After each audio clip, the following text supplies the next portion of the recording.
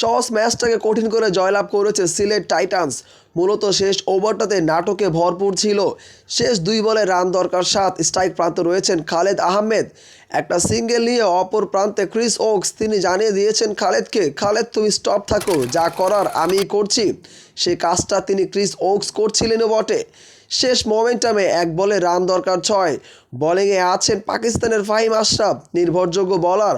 অনেকটা রংপুর রাইডার্স ধরে নিচ্ছে এই ম্যাচটা জয়ের বন্দরেই। তবে শেষ বল পর্যন্ত যে নাটকটা রয়েছে তা একেবারেই অজানা ছিল রংপুর রাইডার্সের। অফ স্টাম্পের উপরে বলটা করেছেন ফাহিম আশরাফ। ক্রিস ওকস খানিকটা পেছনে সরে গিয়ে অফ কাট, তাতেই বাজিমাত। বল চলে গেছে পাগার পার এবং 3 উইকেটে জয়। মাটিতে লুটিয়ে পড়েছেন শেষদায় সিলেট টাইটান্সের মালিক পক্ষ। এতেই বোঝা যায় কতটা উল্লাসিত ছিল আজকের এই ম্যাচটা। যদিও এর আগে জানান দিয়েছেন কোয়ালিফাই করলে অর্ধেক ভেন্যু তারা ফ্রিতেই দিয়ে দেবেন, এছাড়াও বাস সার্ভিস তো আছেই।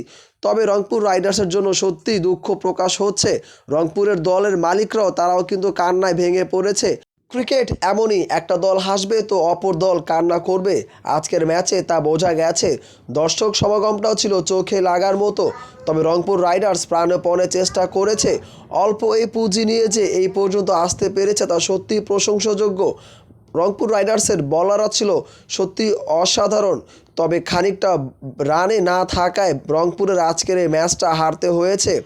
বোলিং ডিপার্টমেন্টটা যেভাবে করে নজর কেড়েছে, ব্যাটিংটা যদি ঠিকঠাক মতো করতে পারতো হয়তো ভিন্ন কিছু দেখা যেত।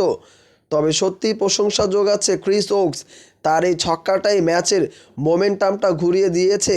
সেখানেই মূলত সিলেট জয়লাভ করেছে। সিলেট চলে গেছে কোয়ালিফায়ে। তবে সিলেটকে ফাইনালে উঠতে হলে আরও লম্বা একটা পথ পাড়ি দিতে হবে। সিলেটের প্রতিপক্ষ রাজশাহী নাকি চট্টগ্রাম তা বোঝা যাবে আজকের ম্যাচে। তবে সিলেট সত্যিই অসাধারণ খেলেছে।